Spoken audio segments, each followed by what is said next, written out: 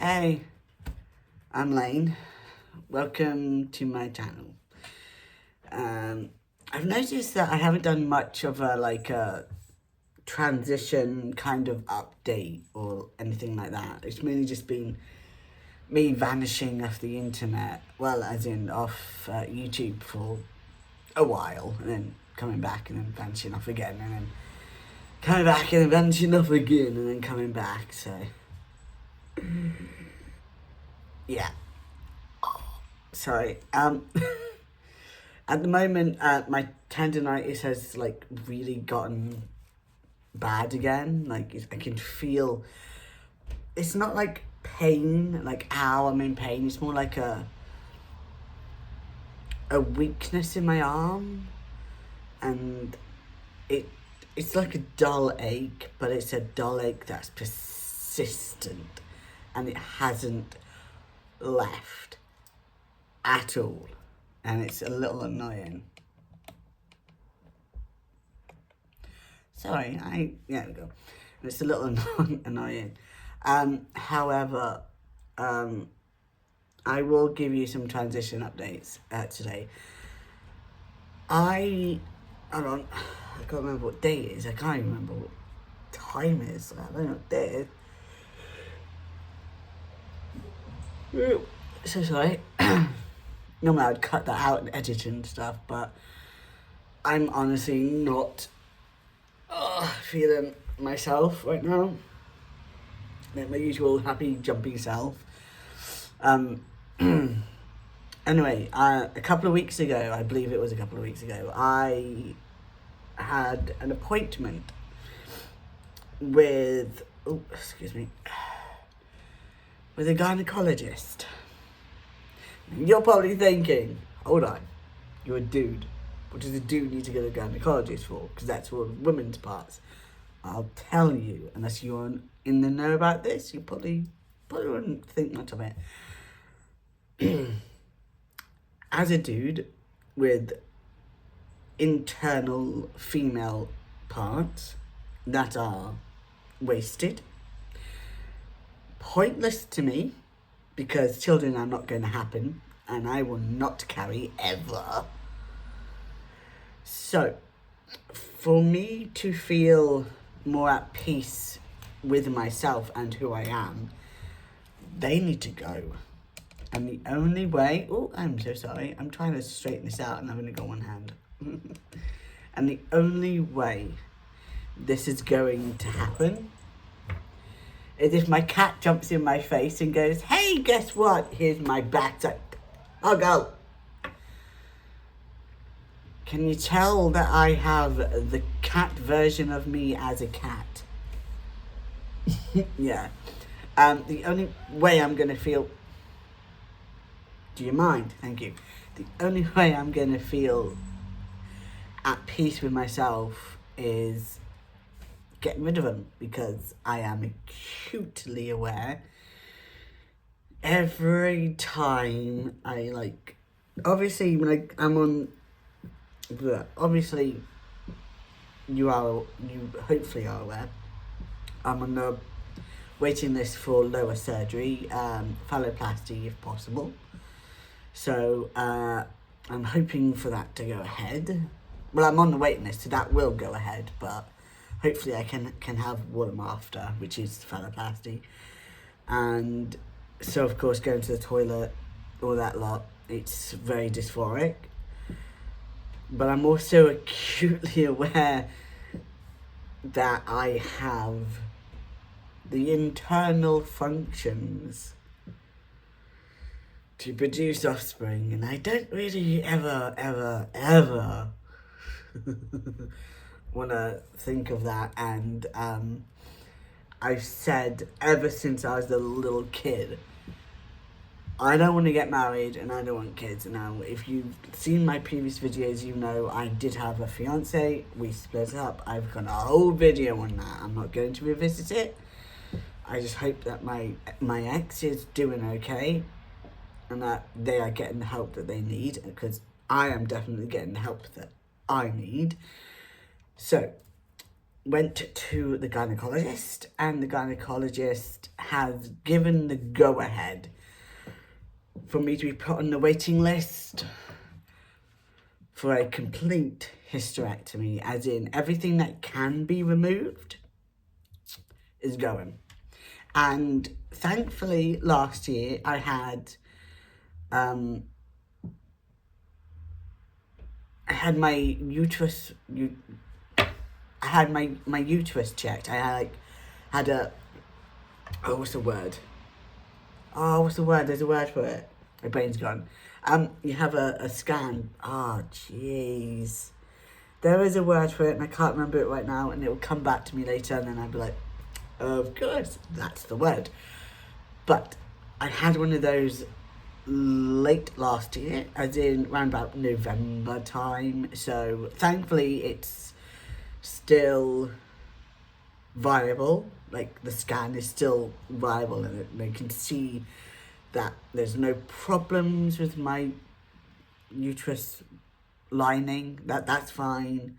There's no problems with the cervix. There's no problems with the ovaries and all that lot. Everything is normal sized and looking good. I don't want to know that. I mean, yes, looking good is a good thing, because it means I don't have to worry about more invasive surgeries or having to worry about extra medication or anything like that. That I'm glad about. I just don't want to know about what's inside.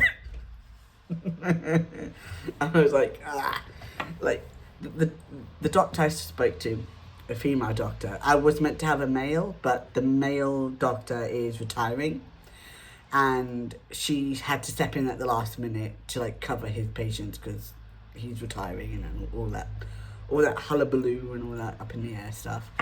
And she did ask me if there's any words, like any anatomical words about the body, like that general area that she should avoid using, or she should change the words, like to make it less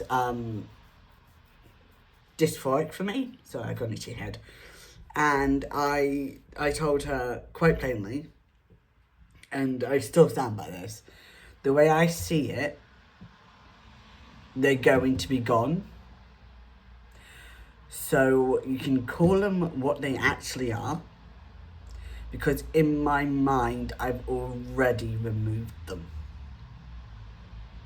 So in my head, I like bodily I know they're there, but in my head I'm just thinking they're gone. They're already out. You don't have to worry about it. Call them what they want, because they're going. So you might as well not worry about that, and because they're going. So that's the way I see. That's the way I've seen things. Like, if something's going to change, and it's going to change sooner rather than later, I don't tend to think about the fact that it's changing. I just go, oh, it's already happened. Move on. Accept it. So that's going on. I'm now on the waiting list for a complete hysterectomy. They are going to do laparoscopic surgery, which means they're going to make a small incision around or in the belly button, and then 2 small incisions on either side, roughly, like a bit more in the hip area, so then they can just scoop it out down the other opening.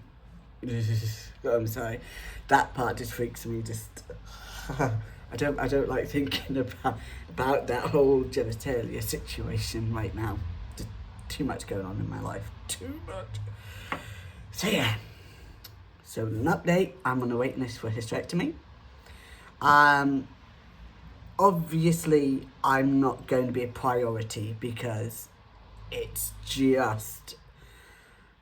not like life-threatening right now. I mean, yes, it's dysphoric. Yes, it causes me distress. Yes, that is a mental health issue. However, it's not like I'm going to die anytime soon if I don't get the hysterectomy. I'm strong enough in myself to know that I'm not planning on doing that, and I'm not thinking about doing that. So for now we're golden. So that's my transition update. I've been on the waiting list for the lower surgery for almost a year. Actually, no, it has been a full year, because it was a year in July. So it was a year on the waiting list for that. And then I've got the waiting list for hysterectomy.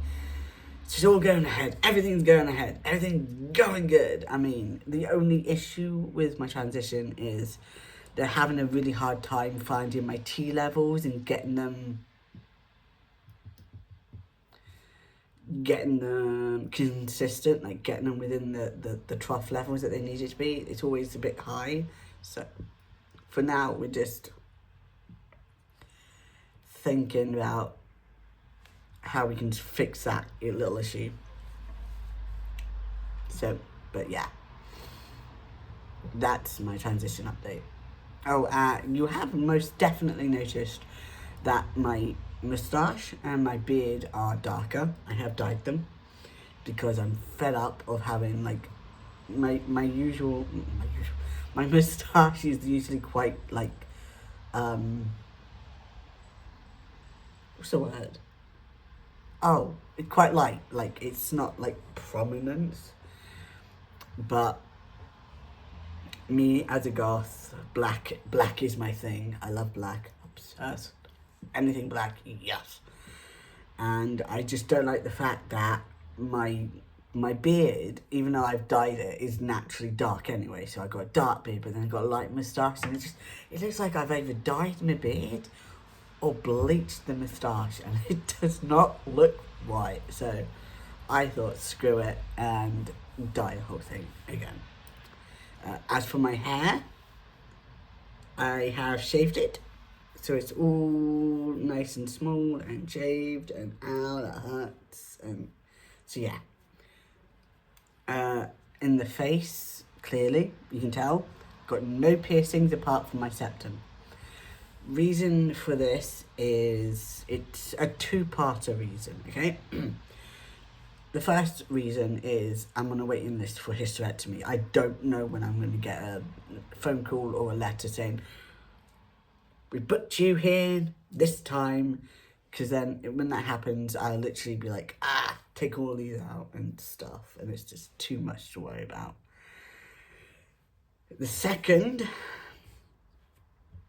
reason, I no longer associate those facial piercings with myself, and there's a reason for that. And that reason is, if you know me in person, like personally know me, you will already know this reason. But was it a week? No, it was literally the day after I had the gynecologist appointment. I had a psychiatrist appointment because my therapist at the time didn't know how to tackle my case, because my case is not straightforward. God, I wish it was, but it's not. And we're talking like 3 decades or so worth of things to talk through and to work out, and to like, it's a lot. Okay, what happened to me when I was young, as in a baby, and all the way up until I was 30, was a lot. And I jokingly, a couple of years ago when I had an appointment with my GIC, she jokingly said, "Oh, you could have had a lot worse about what you went through. You could have ended up with something like dissociative identity disorder," which is ironic because that is actually what I was diagnosed with. And I'll explain everything. So, ever since I can remember, I've always spoken out loud and responded to myself as someone else. And I just thought, hey, I'm going mad.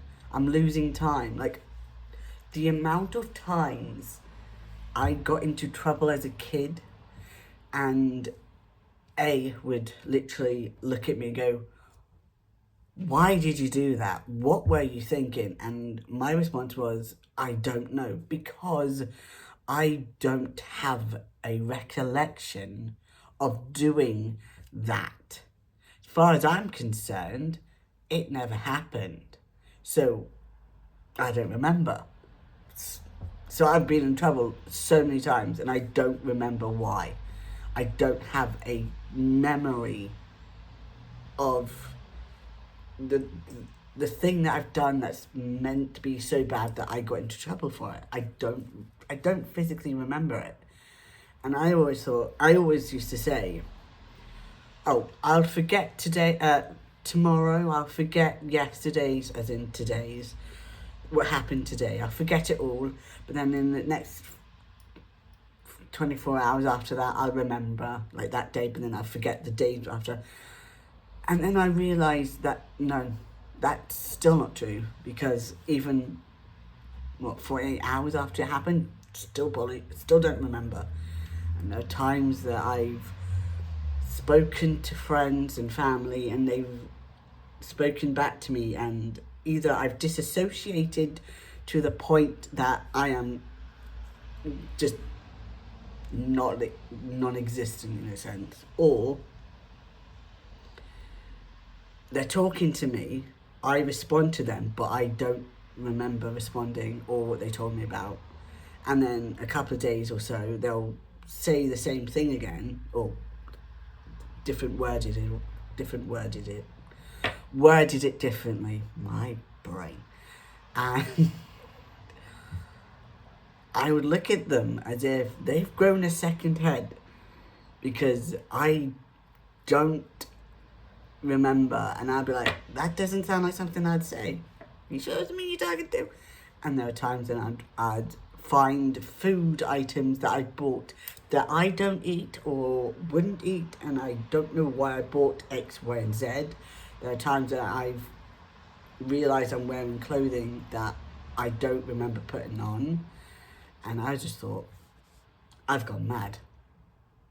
I have officially lost the plot. I have completely and efficiently gone insane. That's it. They're going to ship me off to a mental hospital because I am not all there. In fact, I'm probably not there at all, to be honest. And I actually said that to my therapist. I was like, because I think it was after the second or third session, I actually said to her that I thought at the time I was losing my mind. I honestly thought I was going mad because I was losing time, I was forgetting things, having no memory of things, disassociating to the point that I don't even remember sometimes going home from my friend's house. And there's one clear thing I can remember. When I was 19 and I had a traumatic event happen, and I don't remember anything from that Friday evening, afternoonish, until the Monday. I don't even remember if I went to bed or if I even ate. Don't even remember going to the toilet. I have no memory. And I just thought, I just disassociated and just erased it. However,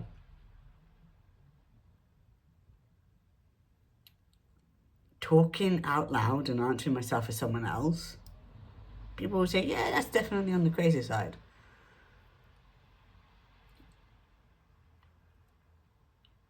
But I've always heard them in my head. I've always heard people talking in my head. And people could say schizophrenia or some other type of schizo disorder.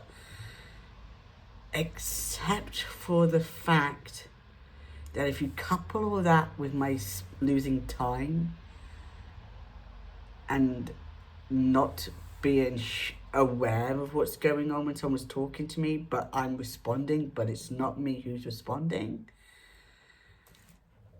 When I was talking to my therapist about all this, my therapist literally just looked at me and she goes, So you've got alters. Is that an acceptable word to use about them? And I was like, because I've had one of them, one of the voices, ever since I was little. I've always had one floating around in my head. And then as I grew up and other traumas happened, another one had formed. And then when I was 19, the third one that I am consciously aware of formed. Only I was ignoring who they were because I didn't want to be seen as the crazy kid. I didn't... How do I explain this? This is going all over the place. Basically, my mother had a image of the perfect family, and me with my issues clearly didn't fit into that at all. So I ignored the voices in my head, and I was just like, leave them alone. It's fine. Leave them alone. They don't exist. You're just losing mind. That's why I usually have music playing, or I'm consciously distracted, because if I let them loose in my head, they'll be loose out loud. So my therapist didn't know how to deal with the alters, who I can tell you I am... Well, we do talk, but they like to hold things back, like memories from me, which is annoying. Because one day something big's going to happen and I'm going to need to know, and me as in Lane is going to need to know about it. And I just hope one of them tells me if they happen to be fronting. There are three. The one that's the oldest, as in the one that I've had the longest, is called Alex, and he's about 4 or 5 years old. So he would be considered a little. And he's the one who absolutely obsessed with spiders and bugs and all that lot. And it's because of him, me finally accepting that he's real and that I haven't completely gone round the twist, that I've gotten over my fear of spiders, of my arachnophobia, to the point I cleaned my kitchen floor yesterday and I moved a lead out of the way and a spider came out, and instead of being like like I usually do, or like freaking out, like drop something on it and just run away, I literally just looked at him. I mean, bear in mind I do own a tarantula, so I literally just like looked at this little spider and I went, I am so sorry for disturbing you. Don't go this way because you're going to get killed by the steam mop if you do. Not by me, but because if I'm moving around and you run in front of it, you'll burn, and I don't want to do that. So I literally put my hand down and I went, I want you to go in that direction, back under the fridge. You'll be safer there. The spider did do that, so. But yeah. Just calmly and politely, I'm so sorry, you're going to be in trouble. You're going to get killed accidentally. So if you want to live, I would strongly recommend you go this way. So I know there's at least one house spider. At least one. Which is fine because, well, I got my tarantula, my Dante, who recently I found out she's a her. But I'm still going to call her Dante. End up. Dante. Still going to be called Dante. Love Dante. So yeah. So that happened. The other, like the second one, as in the second youngest,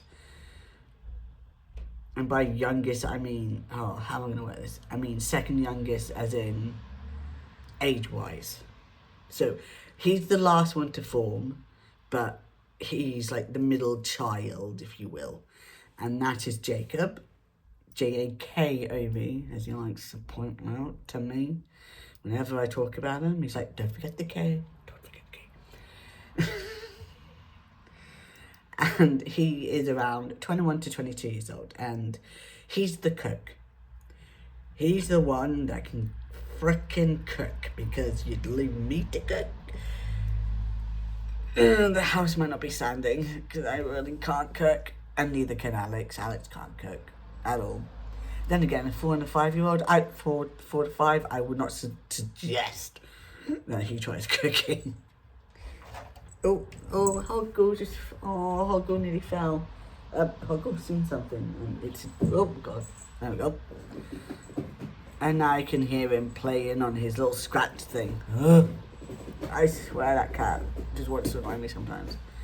And then we have my oldest, as in age oldest, but the second one to form. So we've got Alex, who was the first, who's the youngest. Then we have Jacob, who is the last to form so far, that I'm aware of. And he's the middle. And then we've got the oldest, who was the second to form. And his name is Leo. And he's about 45 years old. And he's the main protector, if you will, of my little hive mind, as I call it. And he's the one who's like, if I go somewhere and it's a place I don't know very well, and I just kind of, I'm like Lane's internally freaking out, he'll like front and he'll be like, I got this. I mean, he's also the one who has the sense of direction. Because guess what? I don't even have that either. What do I have? A long list of mental health problems. But yeah, he's the one who will figure out how to get from A to B in the quickest time possible. And he's done it, as I've mentioned in a previous video, where me and my ex were in Birmingham. And I managed to get us from I think it was it wasn't the O2 Institute. It was on the outskirts of Birmingham. I managed to get from there back to the hotel, and it took us like 25, 30 minutes to walk from the hotel to that place. It was Leo. Leo managed to get me and my ex back to the hotel in a place that my partner had never been to before in Birmingham, didn't have a clue where they were. He managed to get us back to the hotel in the same amount of time it would have taken an Uber to drive us back. 7 minutes. 7 minutes. He literally just instantly was like, oh yeah, do. Look, straight, we turn right, we go straight, we turn right, and if we go straight and cross this road, and then if we go up the hill and we keep going up the hill, I bet ya that's where the hotel will be. And he was freaking right. Yay! And also, are you kidding me? It could have taken us 7 minutes to get there.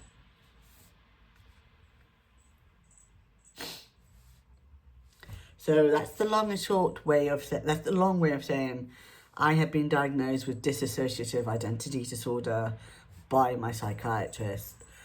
I am back on the waiting list for therapy because we've got to start at the very, very beginning, as in the first memories that I can recollect, that I remember for definite. So it's going to be a long process, and I don't even know how long it's going to be, but I've been told by the therapist at the time that they've got to do it in sections, and bear in mind you've got almost 3 decades to go through, so break.